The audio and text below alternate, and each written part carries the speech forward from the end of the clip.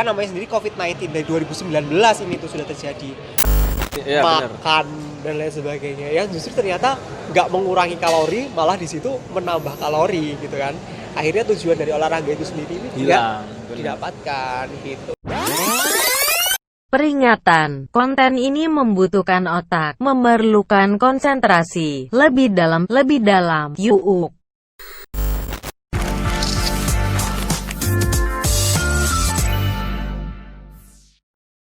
Ngomong-ngomong tentang tren nih, Indonesia tuh kayak banyak banget kan suka kagetan ya. Ngomongnya suka kagetan ya.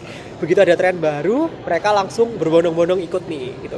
Salah satu yang terbaru itu adalah tren sepeda, bener ya? Bener mungkin banget. Mas Tama kalau jalan-jalan kemana-mana sekarang udah pasti sering lihat orang sepedaan ya, sampai bikin macet jalan, nggak taat lalu lintas gitu. Emang orang Indonesia tuh suka kagetan. Beberapa ikut-ikutan. Bener, bener.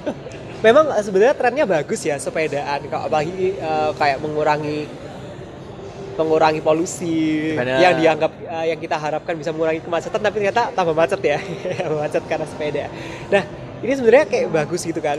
Memang di awal-awal tuh ada comorbid yang kita sering-sering dengar ya. Pasien COVID itu akan jadi semakin parah kalau mereka punya comorbid. Salah satu comorbidnya yang paling sering diisukan itu adalah obesitas. Nah, makanya masyarakat ini mencari cara untuk gimana supaya aku nggak obesitas dengan banyak bergerak gitu. Akhirnya dengan sepeda. Akhirnya muncullah tren ini gitu ya. Yes, benar. Kemungkinan tren ini ada itu karena itu. Benar. Nah, akhirnya apa? Oke, mereka berbondong-bondong naik sepeda, tapi lupa nih tujuannya tadi apa. Begitu mereka udah ngikutin tren. Kan yang tahu ini tren ini untuk kesehatan kan hanya beberapa. Sisanya kan ikut-ikutan kan. Bener kan? Sisanya ikut-ikutan tren. Mereka nggak tahu alasannya sepedaan apa gitu. Akhirnya apa? Melupakan dan melalaikan ini tujuan utamanya kita sepedaan tadi itu untuk kesehatan. Masyarakat Indonesia justru, apalagi yang kita lihat di media sekarang ya, sepedaannya berkerumunan, nggak pakai masker. Apalagi ada yang Indonesia tuh orang-orangnya suka nebar isu ya, hoax yang bilang pakai masker, olahraga pakai masker tambah sakit, kadar oksigennya turun gitu. Benar. Mungkin kalau ya, itu sudah ada dibuktikan bahwa orang yang olahraga pakai masker dipasang saturasi oksigen tuh ya nggak apa-apa gitu. Saturasi oksigennya ternyata stabil. Stabil. Gitu. Kan ya logika oksigen partikelnya nggak segede itu dengan itu kan pasti oh my god, cerdas sekali masyarakat kita. Nah, akhirnya mereka enggan pakai masker. Dan yang bikin heboh lagi, mereka olahraga itu tujuannya bukan olahraga. Misalnya nih sepedaan. Kalau misalnya Mas Tama lihat ke CFD itu kan, mungkin mereka sepedaannya 1-2 menit, ngobrolnya 30 menit. Sisanya berkumpul. Makan dan lain sebagainya. Yang justru ternyata nggak mengurangi kalori, malah di situ menambah kalori gitu kan. Akhirnya tujuan dari olahraga itu sendiri ini tidak didapatkan gitu. Benar sekali. Olahraga boleh, tapi yang benar gitu loh. Nah, jadi alih-alih tren sepeda diharapkan bisa meningkatkan gaya hidup sehat, benar gaya hidup sehat kamu bisa melakukan hal itu, tapi kamu melupakan beberapa hal yang seharusnya tidak kita justru lakukan. Poin utamanya gitu. Tidak kita lakukan dengan sengaja dalam tanda kutip gitu loh. Contoh kalau misal hanya untuk ingin berkumpul dan ingin apa ya, kayak berkomunitas dan melupakan tentang kaidah protokol dengan jaga jarak, dengan membatasi orang maksimal 3-5 orang. Jangan lupakan hal itu, tetap gunakan masker juga. Dan sebenarnya bener nggak sih dok? Ini nggak tahu sih. Menggunakan masker dan tetap berjarak itu pun juga masih punya resiko tersendiri, meskipun itu tertekan dan itu kecil gitu loh. Nah itu yang menurutku masyarakat itu kurang paham, bahwa alih-alih dia sudah pakai ini itu oke, I'm defender gitu kan. Nah padahal dia nggak tahu kondisi yang sesungguhnya, bahwa sebenarnya juga masih tetap berpeluang gitu loh, terlepas dari barang yang mungkin kita sentuh, lebih ini ya, apapun itu. Misalnya nih, aku punya masker kain lah ya. Mana maskerku ya? Tadi aku kesini pakai masker kok guys. Nah ini masker ya. Nih, masker yang kayak gini, ini namanya masker kain. Masker kain yang kita pakai ini itu hanya bisa menyaring partikel yang besar. Ya. Jadi droplet dari luar itu tetap bisa masuk menembus ini. yang ditahan dari sini, tujuannya pakai ini adalah menahan droplet kita gitu. Benar Jadi sekali. kenapa harus semua masyarakat pakai ini untuk melindungi satu sama lain. Dia kalau batuk, kalau bahkan kita bicara kayak gini itu bisa mengeluarkan droplet, ya kan? Bernapas pun bisa. Itu tertahan di sini karena partikelnya masih besar. Nah, Yap. tapi dia nggak bisa menahan yang namanya droplet airborne, itu nggak bisa. Nah, akhirnya muncullah yang namanya masker bedah, masker yang medis itu ya. Itu dia bisa menyaring yang lebih kecil lagi. Tapi apakah dropletnya corona nggak bisa masuk? Bisa gitu. Yang nggak bisa itu yang N95 Oke. gitu kan.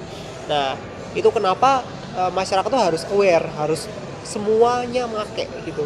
Karena masker ini semua dipakai untuk melindungi satu sama lain, tujuannya itu yang masyarakat mungkin Ya, nggak aware. belum sadar sepenuhnya. Heeh. Mungkin ada yang sadar tapi sebagian. Dan ini kita tahu bahwa tren sepeda juga nggak hanya di kalangan dewasa, tapi kalangan remaja dan anak-anak pun juga mengikuti tren ini. Dan nggak banyak, pasti saya nggak yakin ya mereka tahu dengan pasti tentang hal ini, gitu loh. Jadi ya selain itu juga, oke, kita kembali lagi ke sifat dari si virus ini. Tadi dibilang airborne dan droplet.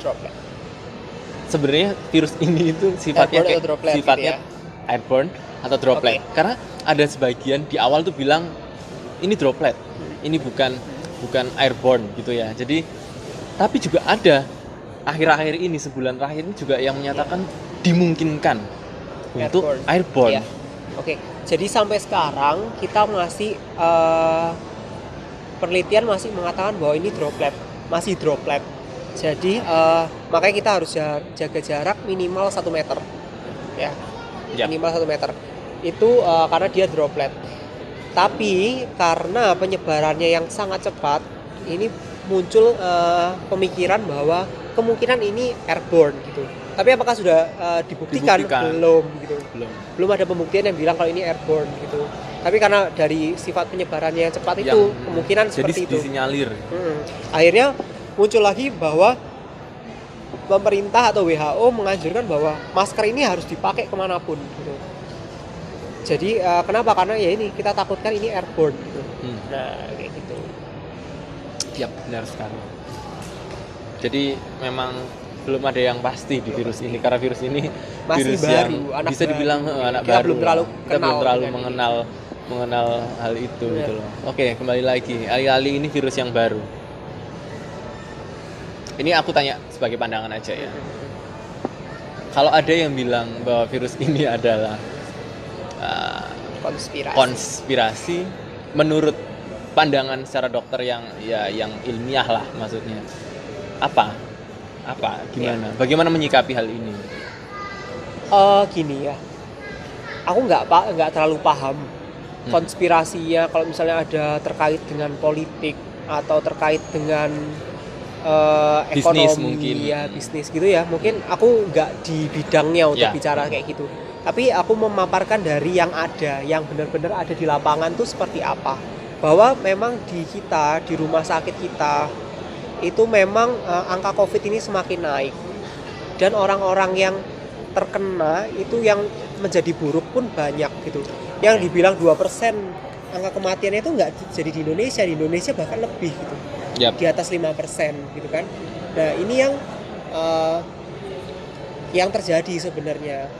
Cuman ya itu tidak bisa menyalahkan gitu. Mungkin masyarakat capek karena sekali lagi ini COVID ini berdampak pada berbagai semua sektor, aspek, berbagai sektor. ekonomi, sosial, budaya, pendidikan pun kena gitu. Mungkin masyarakat jenuh, dan kita dalam ilmu psikologis itu kita kenal bahwa masyarakat itu dalam menghadapi suatu stresor dia akan beradaptasi. Dan adaptasinya bermacam-macam.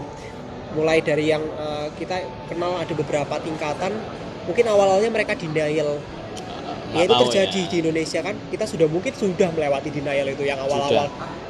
Ini apa? Ini cuman kita menolak yang Indonesia nggak bakalan kena dan lain sebagainya. Sampai akhirnya muncul dan membahayakan, masyarakat kita marah. Sampai akhirnya desperate dan akhirnya masuk ke penerimaan. Kita nggak tahu ini kita udah masuk di penerimaan atau belum. Dan sekali lagi masyarakat kita pun punya banyak cara untuk menghadapi ini. Responnya pun banyak. Beda-beda juga, benar. Termasuk orang-orang yang mungkin menyebarkan teori konspirasi ini yang justru ternyata menyebabkan masyarakat lalai menggunakan protokol kesehatan. Ini yang berbahaya. Beberapa tokoh itu mereka menggunakan teknik yang namanya rasionalisasi. Jadi mereka menganggap bahwa memaksakan kehendak bahwa apa yang mereka katakan itu benar, masuk akal, dengan mengumpulkan berbagai macam isu yang potongan-potongan isu yang mungkin belum terbukti valid gitu kebenarannya, dan dijadikan satu. Dan apalagi masyarakat kita yang malas membaca dan langsung menerima dan disebarkan lewat grup WhatsApp. Ya, itu terjadi, dan akhirnya masyarakat kita kayak mudah percaya. Benar sekali. Sebenarnya ya itu yang membahayakan, karena masyarakat kita menjadi lalai terhadap ini. Oke, memang dari adanya COVID ini kita nggak perlu panik, nggak perlu terlalu panik gitu. Tapi tetap waspada tetap harus. Gitu, karena memang ada dan membahayakan. Mungkin mereka kalian-kalian yang di luaran sana itu belum merasakan ada yang mungkin kehilangan anggota keluarga atau kerabat, sakit sendiri, atau mungkin melihat pasien COVID itu seperti apa. Kalau misalnya kalian ada di posisi teman-teman kita yang mungkin kehilangan keluarga, beda rasanya. Iya, pasti ketika ada kabar ini cuma konspirasi dan lain sebagainya, loh keluarga saya mati seperti itu gitu. Saya melihat gitu. Bahkan ada yang sekarang itu masyarakat kita tuh kayak bilang ini sakit diabetes, matinya karena diabetes gitu, tapi swabnya positif. Terus dia ngomong ini nggak mati karena itu, tapi karena diabetes gitu. Terus mereka bilang ini karena komorbid, dan buktinya pun ada yang tanpa komorbid meninggal. Terus ada juga yang kayak gini. Kan ini namanya wabah ya. Kita nggak bisa dengan dana kita yang terbatas, mungkin tenaga kita yang terbatas, itu screening kita mungkin juga nggak bisa terlalu masif kan ya. Akhirnya ada orang-orang yang mungkin meninggal sebelum dirapid atau sebelum hasil swabnya keluar. Jadi masih tunggu. Tapi dengan gejala sesak, ada panas, mungkin kita sempat foto toraks, foto dada, hasilnya seperti COVID gitu. Ya kita wajib curiga, karena ini dalam kondisi wabah. Daripada dia meninggal dimakamkan seperti biasa, kemudian dia menyebarkan ke orang lain yang mandikan jenazah dan lain sebagainya, kan lebih baik dia dikuburkan preventif, lagi-lagi ke langkah preventif. Iya benar, karena kita masih kita masih punya banyak kekurangan, tenaga medis pun pasti punya kekurangan gitu. Dan akhirnya ya preventif lah yang bisa jadi cara untuk kita menekan ini gitu. Oke. Ngomong-ngomong soal detection dan masif tadi, deteksi tadi. Nah, kalau nggak salah juga ada isu bahwa hasil dari rapidnya itu negatif, tapi kok setelah swab hasilnya positif. Nah, apa itu yang terjadi? Rapid ya, kita kalau bahas dulu tentang rapid itu adalah alat untuk screening ya. Melalui media. Yang di screening adalah antibody. Dan itu ada di darah, di plasma darah gitu ya.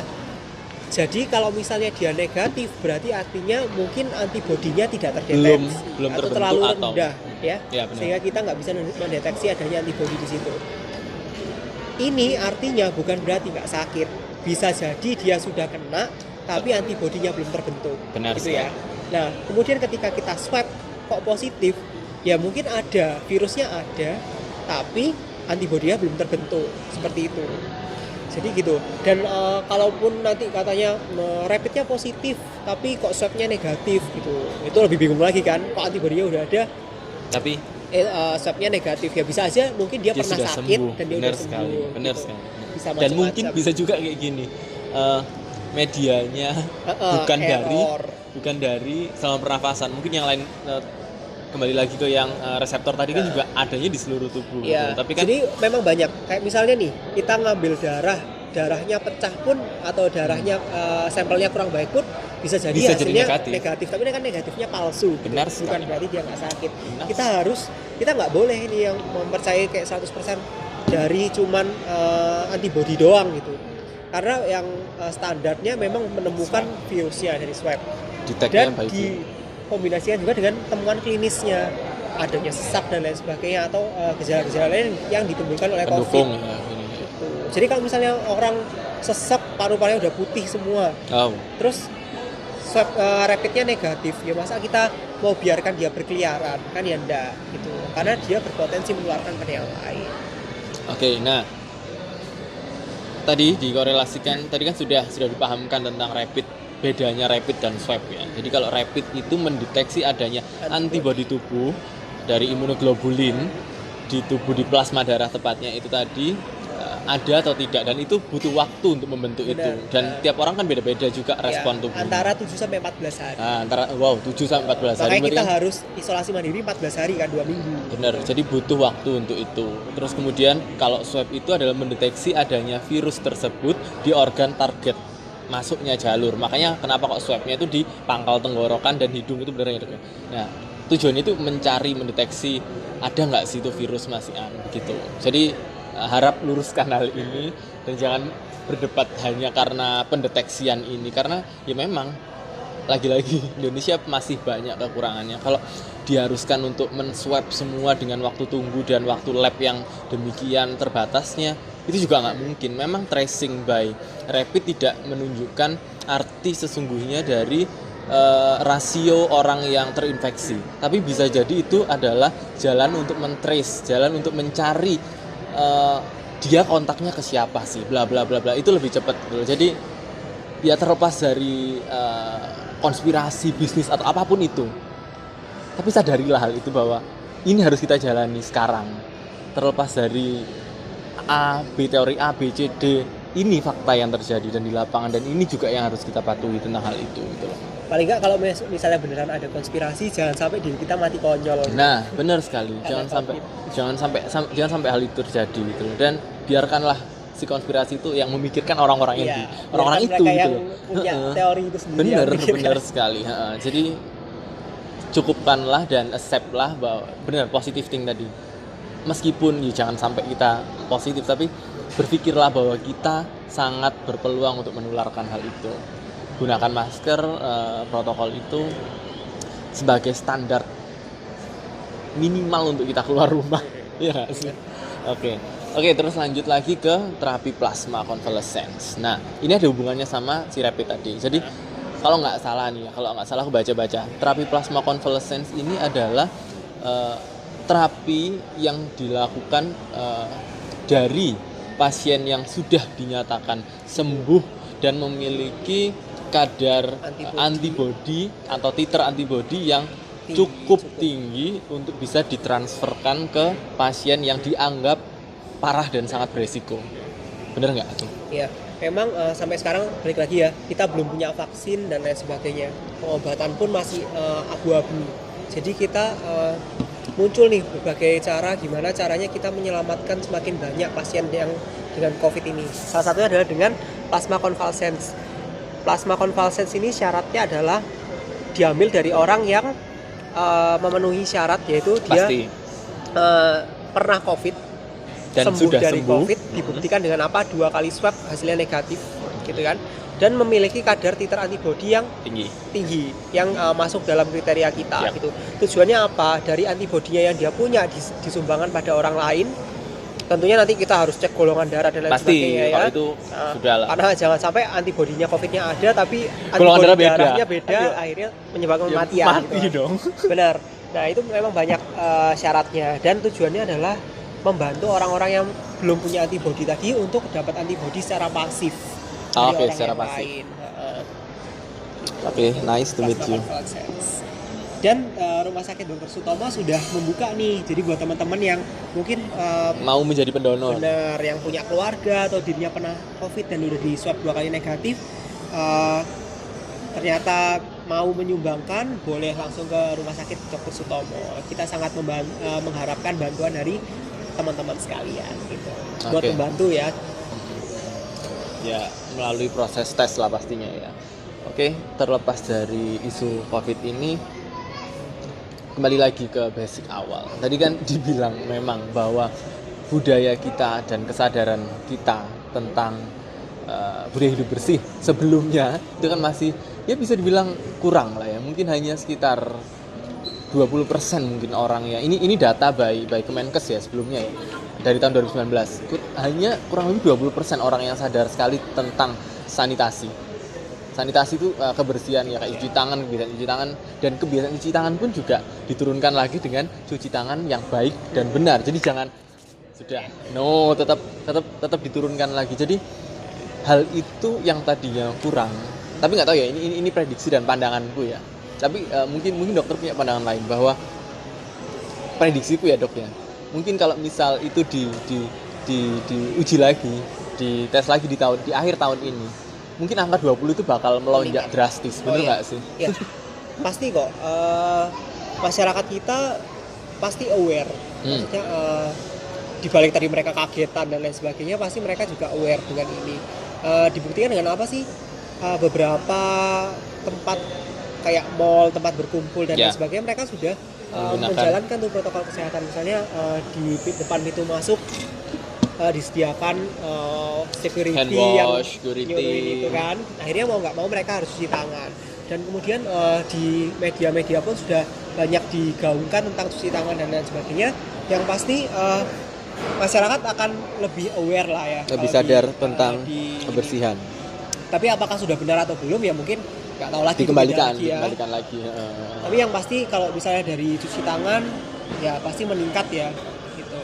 Dan semoga itu dipertahankan, jangan nanti ketika sudah mulai turun, sudah mulai nggak ada isu ini, kita kembali lagi ke kehidupan yang jorok. Benar. Jangan, itu artinya adalah kamu melalaikan poin pelajaran hidup yang penting sekali di tahun ini, melupakan semua hal itu. No. Dan seisu apapun, isu konspirasi apapun itu, pasti itu nggak lepas dari sebuah yang namanya destiny, dan itu takdir gitu loh. Jadi jangan sepelekan hal-hal itu dan tetap ambil sisi positif dan sisi baikmu di era per-covidan ini.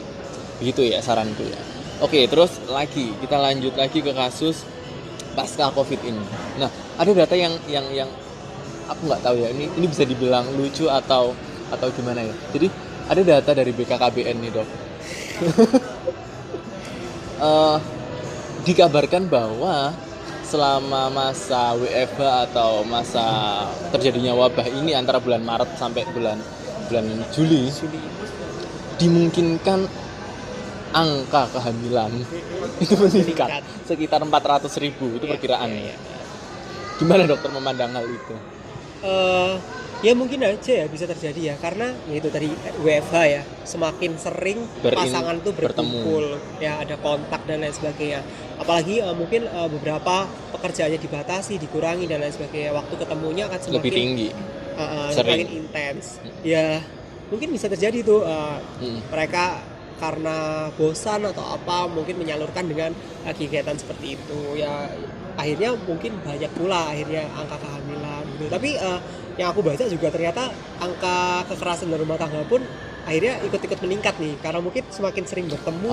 Nih paham. Gitu. Paham. Semakin sering kelihatan nih jeleknya di mana gitu.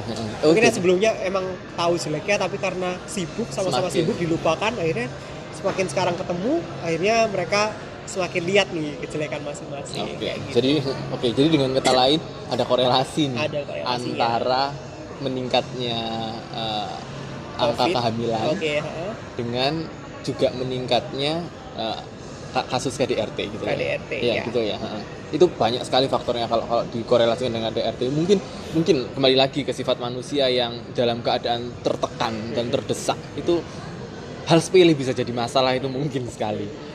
Ditambah dengan intensitas, ditambah dengan keadaan ekonominya mungkin. Jadi banyak sekali hal itu dan itu memungkinkan sekali terjadi. Dan kalau nggak salah dokter juga lihat kasusnya sendiri ketika ada di departemen. Jadi habis aku tadi stase pediatri itu kita masuk forensik. Forensik tuh. Terus kita kan kita memang nggak ketemu langsung dengan pasiennya. Jadi yang kita bisa dapatkan cuma kasus-kasus. Gitu kan. Terus kemudian yaitu kita dapat kasus-kasus kita dari dosen-dosen kita, dan dari dosen-dosen kita tuh melemparkan isu bahwa ternyata ini dari penelitian mengatakan bahwa media itu mendapati kasus kekerasan dalam rumah tangga meningkat gitu. Mungkin terlepas juga dari kasus visum KDRT yang mungkin meningkat ya di era COVID ini. Ya, gitu. Tapi ya ini masih mungkin perlu dikaji lagi ya. Dan juga menurutku mungkin peningkatan ini bukan menafsirkan bahwa banyak sekali hal itu terjadi, tapi memang terjadi angka yang cukup meningkat daripada biasanya. Ya, mungkin. ya begitulah. Oke, terakhir untuk sisi positif dari dokter mengambil hikmah semua dari kejadian yang ya harus mau nggak mau harus kita alami lah. Tadi justru aku dapat hal positifnya dari kata-katanya Mas Tama nih. Oh. Dia bilang, Mas Tama tadi sempat bilang kalau jangan sampai kita tahu tahun 2020 ini adalah tahun-tahun yang sangat buruk, tahun yang mengecewakan, Tanda kutip, bener. ya. Banyak sekali dampak, Banyak sekali pengangguran, banyak sekali PHK, keruntuhan, semuanya banyak. benar. Tapi ya itu, kita sudah melewati ini sudah dari Januari sampai sekarang Juli ya. Juli mau masuk Agustus. Sudah hampir 8 bulan ya. Sudah hampir 8 bulan ini, jangan sampai dari 8 bulan kita yang penuh dengan sengsara ini kita nggak dapat apa-apa gitu. Benar. Jangan sampai kita nggak punya pelajaran yang bisa kita ambil buat bahan kita tahun depan gitu. Benar. Karena kita nggak bisa memastikan tahun 2021 akan lebih baik daripada 2020 gitu. Yang kita bisa pastikan adalah kita belajar dari kesalahan yang ada sebelumnya, dari masa lalu kita yang mungkin kurang baik untuk bekal kita menghadapi masa depan yang akan datang. gitu. Tetap jangan lupakan protokol kesehatan, karena kita nggak mau sekali lagi angka ini semakin meningkat terus, karena ini bukan cuma statistik ya. Kalau misalnya teman-teman mungkin lihat di webnya atau di media sosial, angka COVID semakin meningkat itu bukan hanya cuma data statistik, itu ada artinya gitu. Semakin banyak korban jiwa yang ada, semakin banyak keluarga-keluarga yang kehilangan mungkin ayah atau sumber mata pencaharian dan lain sebagainya. Semakin banyak anak-anak yang menjadi yatim piatu. Bahkan yang di Surabaya mungkin kalau sempat mendengar dari beberapa hari yang lalu, ada yang satu keluarga meninggal. Iya, benar sekali. Nah itu, bayangkan dan mereka. Itu daerah rumah saya dekat Gubeng Kertajaya kalau nggak salah. Oke, nah itu. Satu keluarga 4 orang itu benar. Dekat bayangkan bensin, mereka yang ini. Rumahnya. Bayangkan mereka yang kehilangan gitu. Itu bukan cuman statistik, itu orang gitu. Itu kehidupan. Kalau misalnya teman-teman lihat, kalau dari Surabaya sendiri ya, Surabaya sendiri pusat rujukan untuk COVID juga untuk daerah Jawa Timur. Angka COVID-nya juga semakin tinggi, dan kuburan kita untuk COVID yang daerah Keputih itu semakin lama semakin penuh gitu. Sampai kita sendiri akhirnya bingung kan, sempat bingung juga gimana untuk mengatasinya gitu. Sedikitlah prihatin pada mereka-mereka. Jangan terus yaitu memang di kala ini kita semua lagi kesusahan. Mungkin ada pembelaan-pembelaan dari diri kita sendiri, seperti menyalahkan orang lain, menyalahkan pemerintah, menyalahkan tenaga medis dan lain sebagainya. Mungkin terjadi karena kita capek. Benar. Ya. Tapi jangan sampai ya semuanya ini capek. Jangan sampai orang. Benar. Jangan sampai reaksi kita yang kita menyalahkan orang lain dan lain sebagainya itu justru akan memperkeruh suasana. Lebih baik daripada saling menyalahkan dan lain sebagainya, kita belajar apa sih yang bisa kita ambil dari wabah ini dan apa yang kita bisa bawa bekal untuk tahun depan. Masa depan. That's the point. Ya, saya suka dengan konklusinya. Berarti memang mau nggak mau ya kita harus selalu ini bersama. Kita harus tetap bergandeng tangan dengan semua aspek, dengan semua orang. Jadi jangan berpikir skeptis. Entah itu blame off, entah kamu menyalahkan orang, itu nggak akan menyelesaikan suatu permasalahanmu gitu loh. Jadi yang kami pikirkan dan yang saya pikirkan pribadi adalah terimalah kondisi ini. Terima itu bukan hanya pasrah ya, no, maksudnya terima itu menyadari dan melakukan hal yang lebih bisa berguna lagi untuk hidupmu dan hidup orang lain gitu loh. Karena kalau mengutip omongannya Jack Ma, tahun ini tuh memang fungsi kita hidup itu hanya untuk bertahan. Sudah hanya untuk bertahan. Kita bisa bertahan, syukurilah hal itu. Kamu bisa makan hari ini, syukurilah hal itu. Sudah nggak usah berpikir tentang hal-hal yang lain, sudah cukupan dengan hal-hal itu, karena juga banyak dan data pun sudah menyatakan bahwa 4.000 itu orang loh ya. 4.000 orang sudah hashtag mengorbankan jiwanya untuk jadi bahan infeksi dan berbahayanya si virus corona ini. Jadi jangan sia-siakan orang-orang itu untuk lebih parah lagi dengan kita melupakan segala segala macam rasionalitas kita, segala macam keagamaan kita, dari sisi ketuhanan kita, jangan lupakan hal itu. Tetap bagaimanapun virus ini juga ciptaan dari Sang Maha Kuasa gitu loh. Jadi terlepas dari mana datangnya, itu bukan tugas kita, tapi yang tugas kita hanyalah gimana kita bisa menjalani hidup tahun ini dengan keadaan yang tidak jauh lebih memprihatinkan dari yang sekarang. Sudah gitu, bener dok. Oke, jadi tetap hidup sehat, tetap gunakan cawan hidupmu ini, tetap gunakan masker kemana-mana, bener. Tetap dijaga juga kesehatannya, makan makanan yang bergizi, jaga jarak, jangan lupa juga, dan hanya lakukan hal-hal yang menurutmu itu penting banget. Kalau nggak penting amat, udah deh, tolak aja, nggak apa-apa. Tahun ini bukan tahunnya sungkan-sungkanan kok, nggak apa-apa. Aku juga banyak sekali menolak untuk hanya sekedar, kalau value-nya kurang menurutku, aku lebih baik telekonferensi daripada harus mempertaruhkan hidupku dan hidup orang lain gitu loh. Jadi tetap hidup sehat semuanya, ditunggu kabar baiknya, see you tahun depan. Untuk hidup sehat maksudnya ya. Jadi tetap gunakan hikmah dan hikmah itu banyak sekali, tiap orang tuh bisa berbeda, tapi yang jelas bahwa pasti ada hikmah yang sangat bermakna bagi kita di tahun ini.